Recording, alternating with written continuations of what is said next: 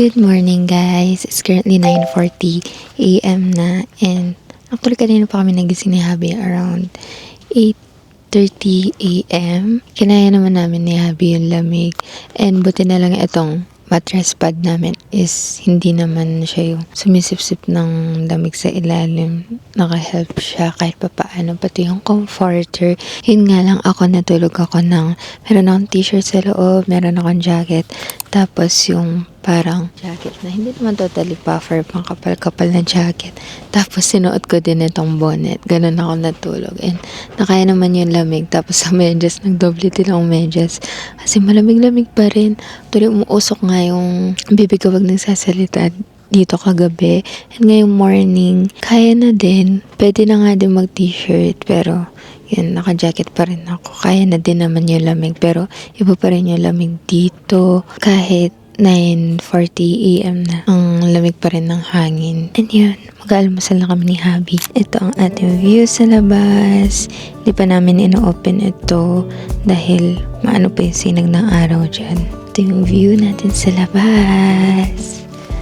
Kita daw yung Mount Pulag dito, sabi ni Habi. Nasaan? Ito. Yan. Yan, yung Mount Pulag. Meron nga din nakalagay na signage doon na nakaturo Mount Pulag. And yung pinakamataas na bundok dito, yun yung Mount Pulag. Yan, ang ganda ng view. Payapa. Pero payapa naman din sa bahay. Pero iba yung payapa dito. Tapos, napasok na din pala ni Habi yung aming sasakyan dito. Na-park na siya dito sa gilid. Yan. Nandito na sunshine sa gilid na nabuhusan ng graba na yung daan dun sa gilid, no? Yung daan dito kaya pwede na pumasok yung sasakyan. Kahapon kasi kakabuhos lang ng graba, hindi pa nakakalat kaya hindi pa napasok ngayon kasi nakabuhos na yung graba. Kaya nakapasok na yung sasakyan. So pwede na yung car camping dito guys. And nag-check din pala kami ng temperature kagabi ni Habi. Umabot siya ng ilan kasing degrees? 10 degrees Celsius, no? Kagabi 10 degrees. Dito umabot na 9 degrees Celsius yung ating temperature. Sa Pampanga, chinek ni Habi, nasa 28 degrees Celsius. Grabe, ang layo ng diferensya. Sobrang lamig. And yun, mag-aalmusal muna kami ni Habi. Let's cook, let's cook.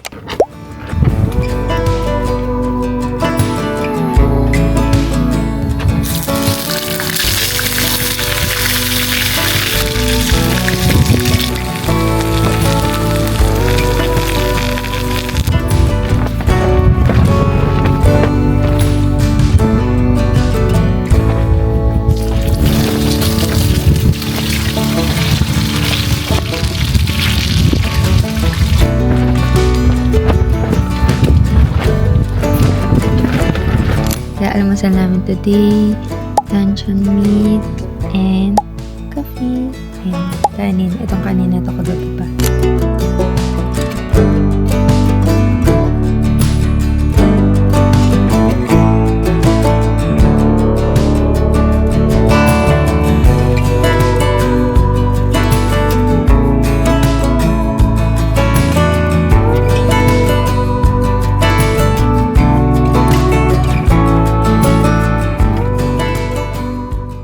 Yan, kakatapos ko lang mag-edit guys. Yes, mag-edit pa rin tayo.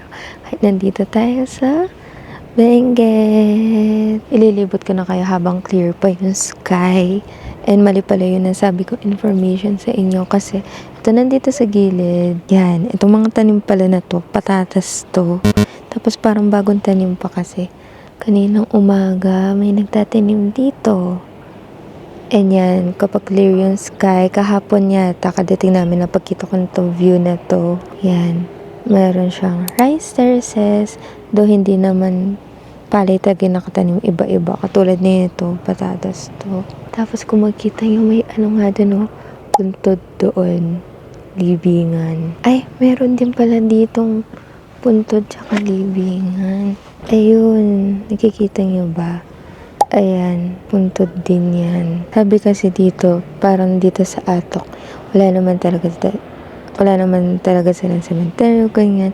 Kaya kung saan yung lupa nila, doon lang inaano talaga linilibing yung mga pamilya or kamag-anak nila. Anyways, ayan, habang hindi maaaraw, ililibot ko na kayo. Ayan yung ating view. Kami pa rin yun nandito na nagka-camp, so hindi tayo mahihiya masyado mag-vlog. And ang lakas ng hangin and malamig pa din. Kaninang around 11 AM na sa 14 degrees Celsius yung na-check ni Habi. So, malamig pa rin talaga. Ayan, dito sa baba, ayan no, may mga tanim na repolyo. Fresh, nakakatuwa. Repolyo. Season siguro ng dito, pagtatanim na repolyo kasi nung papunta pa lang kami ni Habi dito sa campsite kahapon, ang dami namin nakasalubong na truck na nagdadala ng mga repolyo. And yun, ito yung itsura niya kapag maliwanag na dito sa likod. Ayan. Ayun, doon dadaan yung sasakyan. And madami pang space dito for camping. Pwede din bonfire dito. Baka mamayang gabi mag-bonfire daw kami ni Habi. Yan. Tapos, mga kakatanim lang na patatas to. Pero sobrang tahimik dito, guys. Kaya kahit along the highway siya, hindi maingay. Sobrang payapa lang. Tsaka slow life, ganun. Nakikita niyo yung mga tao dito, nagtatanim lang, nag-harvest lang. Tapos, makikita mo nakatambay lang sila, nakaupo dito, ganyan. Saya, umaraw na ulit. Yan, katabi lang din namin yung aming sasakyan. And, nandito yung tent. Nagsaing na din pala si Habi. And, dito nagsaing si Habi sa kawali kasi gagamitin namin itong kaldero pang kimchi jjigae kasi yun yung ating lunch for today. Hintayin muna natin na maluto yung kanin bago tayo mag-prepare ng ating gagamiting ingredients for kimchi jjigae. And ayan, ang lamig. Si Habi nandun sa kwarto. Di na daw niya kaya yung lamig.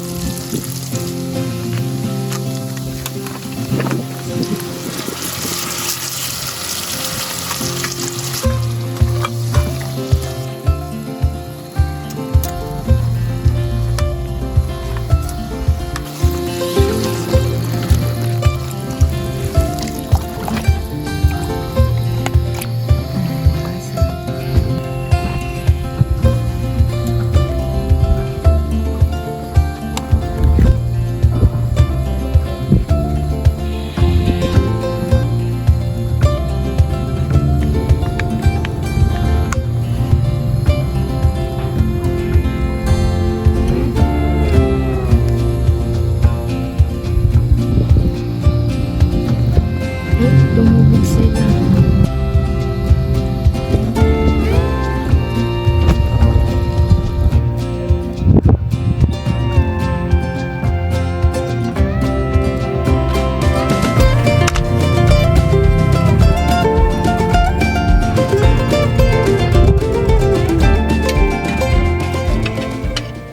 Tapos na kaming kumain ngayon ni Habi and lalakad-lakad kami sa labas ng campsite kasi doon yung campsite. And eto, may mga tanim na repolyo. Ay, paano sa gitna yung repolyo? Mga tanim na repolyo. Binalikan ko pa itong jacket dahil akala ko kaya na nito. Anong oras na ba? Anong oras na? Ayan si Habi. And kasama namin yung aming fur baby. Gininaw din yung fur baby namin na yan. Nanginig siya kanina kaya wala. Dinoble ulit ng damit. Ito yung mga tanim na repolyo. Ang cute. So kapag nagkaano dito, sa gitna siya dito. Ang ganda. Ang saya, ang fresh ng mga tanim dito. Ang ganda, parang nasa loob ng farm din talaga. Ayan. Ayan yung campsite. Ayan, zoom ko. Ayun yung sasakyan namin, pati yung tent. And ayan yung view niya. Ang ganda. Your hair's a mess, but you don't mind. You just laugh, let it fall where it lies. Coffee's cold, but Ganito yung way na walk mo. Talaga hindi ka magsasawa mag-walk. Ganitong view, grabe, ang ganda. Ang ganda ng view. Yung ulap doon yun, nagiging sea of clouds na. Tapos, may mga halaman sa gilid.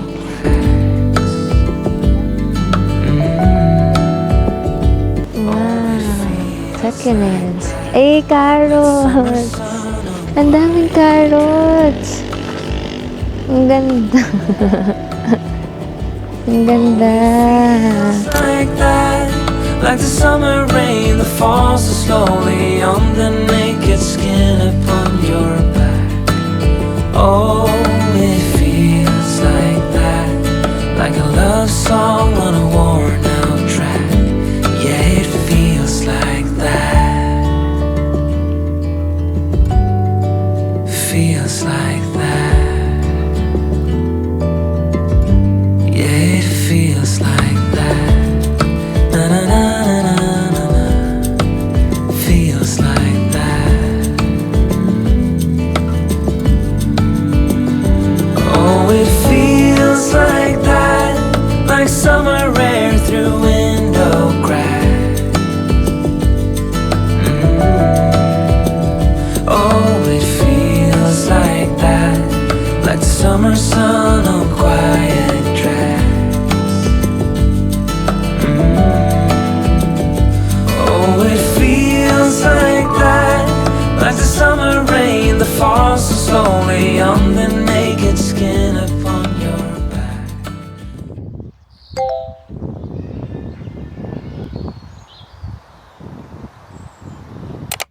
Good morning, guys. It's 10:11 a.m. na. Pero kanina pa kami nagising ni Javi around 9:30. Pero nagising siya ng sunrise. Nag-alarm kasi kami for sunrise. Pero ako hindi na ako nakabangon. Sarap mamaloktot. Pero kita niya yung sunrise dito. Maganda din yung sunrise. Pero ako hindi na ako nakabangon kasi antok na antok. At anong oras na kami natulog din kagabi? 1:00 na yata. And ngayon, mag-almusal na kami for the last time dito sa Alto. Lungkot na lungkot. Ang na naman natin ang ganitong view, ang ganitong weather, na matutulog ka na naka-jacket, gigising ka naka-jacket. Anyways, binigyan pala kami ng guys, repolyo. Fresh na repolyo. Asan yung fresh na repolyo natin? Pinasok ko. At tinago mo na. Wait lang, kunin natin. Fresh na repolyo. Sanan! Fresh repolyo. Binigyan kami ng fresh repolyo dito. And pati patatas pala. Doon yung patatas. Hindi ko na makakuha. Repolyo and patatas. Binigyan mo na kami. So, mailuluto tayo. Tapos fresh na fresh pa to from baking. Pero pwede pa daw kami mag-uwi. Pero magpipik nga lang din sa baba. Let's see if makakapag-pick pa tayo mamaya. And inumin na natin yung kape. Thank you. Inumin na natin yung kape. Kasi yung kape dito, hindi mo pwede yung makonti-konti. Kailangan inumin mo agad. Hindi ka tulad sa amin, nadadala ko pa hanggang sa garden. Naano ko pa sa loob ng bahay. Dito, agad lalamig yung kape mo. Kaya inumin mo agad. Tinapin na lang kami ni Javi kasi mamaya pababa din kami ng Baguio, pero for separate vlog na yun. And mag-i-stay lang naman kami doon ng 2 days and 1 night. Tapos balik Pampanga na tayo, balik sa tag-init. Ayun, excited na din ako kamustahin yung mga halaman natin dun. Baka may mga bunga-bunga na sila dun. Yung ampalaya natin baka ano na, malaki na yung bunga. Kain muna kami. See you later. It's 12 p.m. na guys. And nagre-ready na pa konti-konti kami ng gamit. Diniligpit na namin sila pa konti-konti kasi maya-maya is alis na kami dito. And ako ay maghihilamos na, good luck sa lamig ng tubig. Maghihilamos na ako kasi liligo and mag-shower na lang yung kababa sa Baguio. And yun, isama ko kay CR kasi hindi ko pa pala na-share sa inyo yun. Bathroom nila dito. Actually, malinis yung bathroom nila. Sobrang linis. Mabango. Parang laging din nilinis yung CR nila dito. So, wala talagang worries at all. Tapos, meron din silang separate na area para panghugas ng plato, ganyan na hugasan. So, tara guys. Sama ko kayo sa bathroom nila.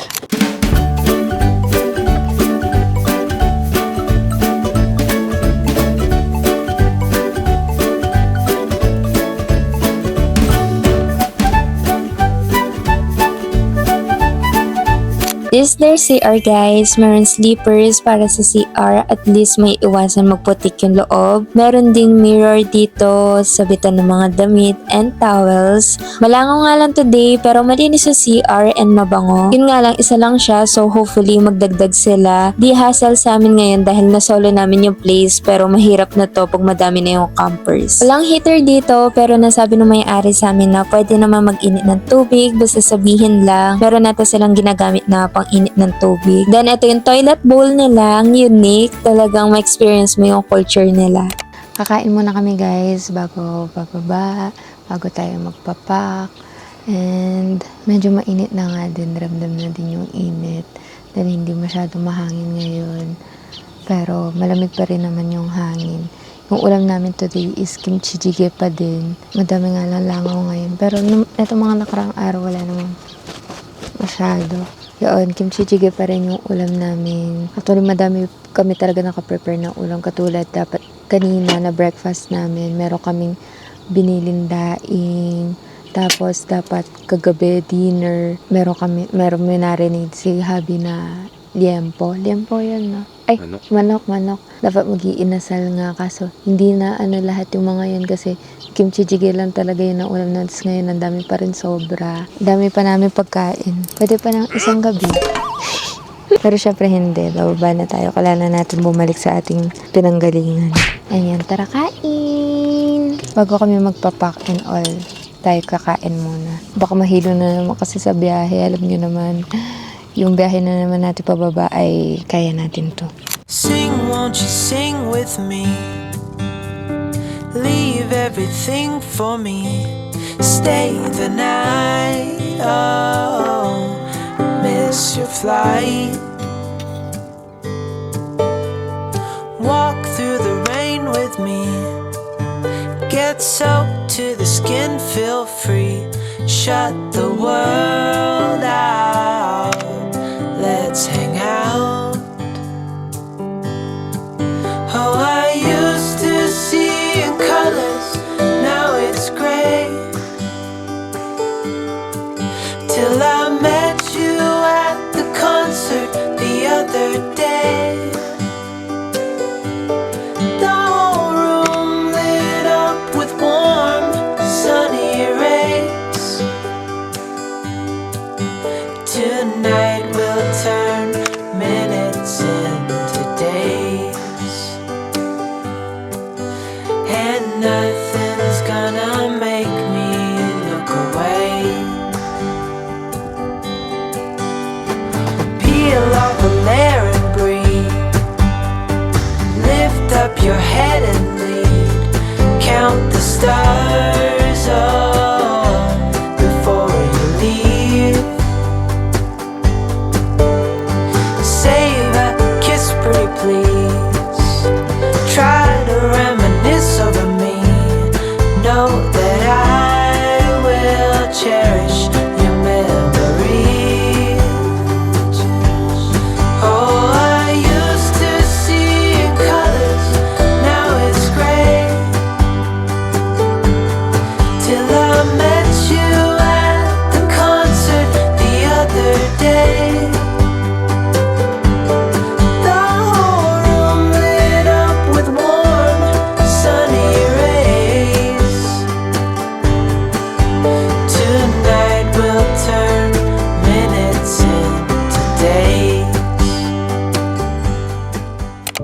Harvest ng cabbage. Saan yung daan? Dito ba? Dito.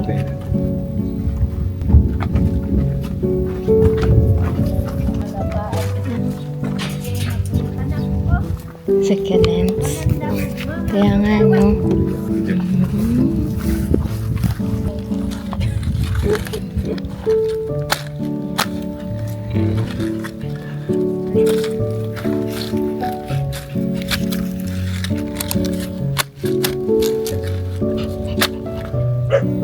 Pakita mo dito.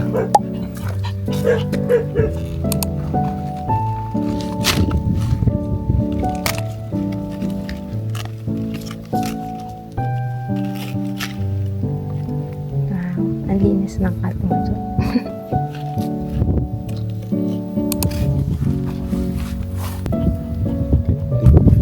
Yan na.